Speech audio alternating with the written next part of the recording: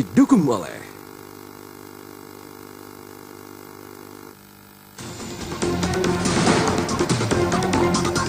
ya, mudah-mudahan tidak ada gonjangan politik yang besar ya, karena namanya yang disebutkan memang banyak sekali.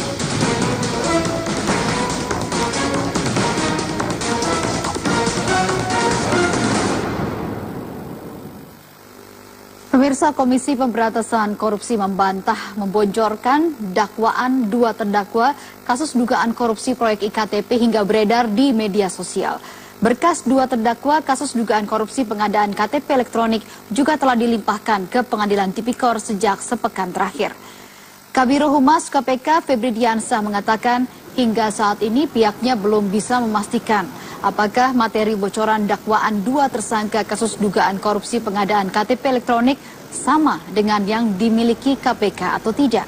Febri menyatakan saat ini tidak saja KPK yang memiliki salinan draft dakwaan ini karena sudah diserahkan ke Pengadilan Tipikor sejak sepekan terakhir. Febri menambahkan KPK tidak mau berkomentar terkait dengan kebenaran dari dakwaan yang beredar di media sosial.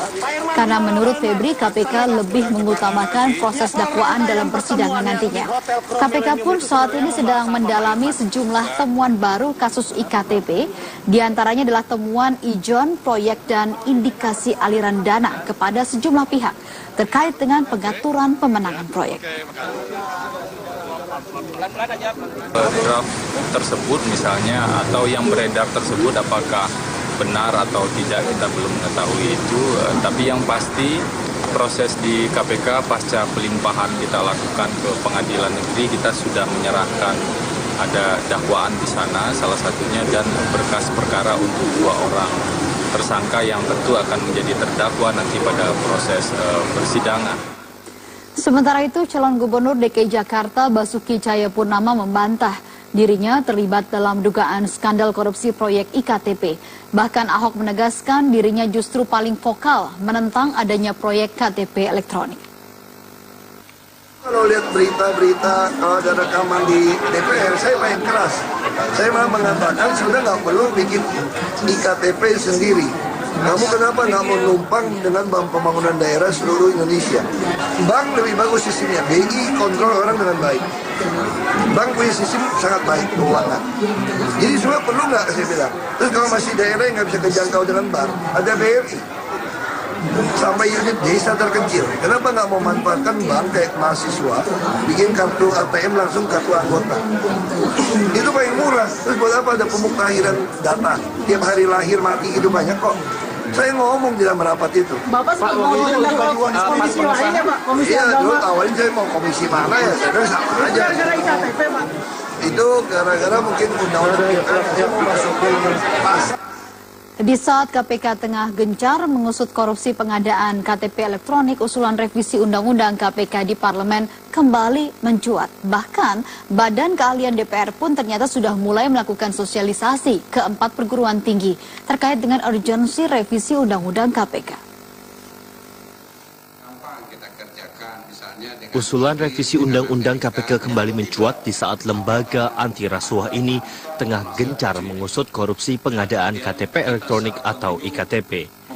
Tidak sekedar isapan jempol belaka, Badan Keahlian DPR ternyata sudah mulai melakukan sosialisasi ke 4 perguruan tinggi terkait urgensi revisi UU KPK. Kepala Badan Keahlian DPR Johnson Rajaguguk mengaku sosialisasi dilakukan Badan Keahlian tidak lepas dari penugasan pimpinan DPR. Memang ada permintaan ke kita untuk melakukan sosialisasi itu. Karena itu kan salah satu tugas dari Badan Keahlian. Dan itulah yang kita lakukan.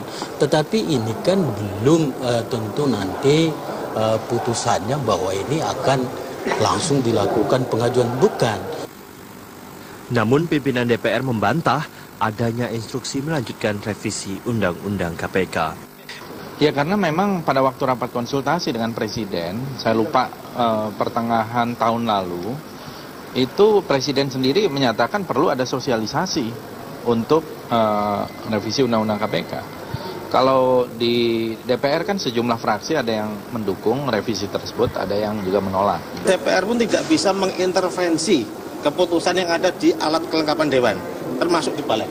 tidak pernah ada intervensi apapun dari pimpinan DPR untuk melakukan hal-hal terkait dengan mempengaruhi keputusan politik di badan DPR maupun alat kelengkapan dewan. Itu kembalikan lagi, semuanya adalah merupakan hasil sikap fraksi masing-masing di dalam alat kelengkapan dewan. Revisi Undang-Undang KPK telah beberapa kali timbul tenggelam dalam program legislasi nasional. Di akhir 2015, wacana revisi kembali menguat di internal DPR. Salah satunya poin yang menjadi polemik adalah perihal penyadapan yang harus mendapatkan izin dari Ketua Pengadilan. Namun rencana revisi ini kembali diredam setelah adanya rapat konsultasi antara pemerintah dengan pimpinan DPR awal 2016 lalu. Dari Jakarta, Jessica Wawor, Cahya Sunandar, Metro TV.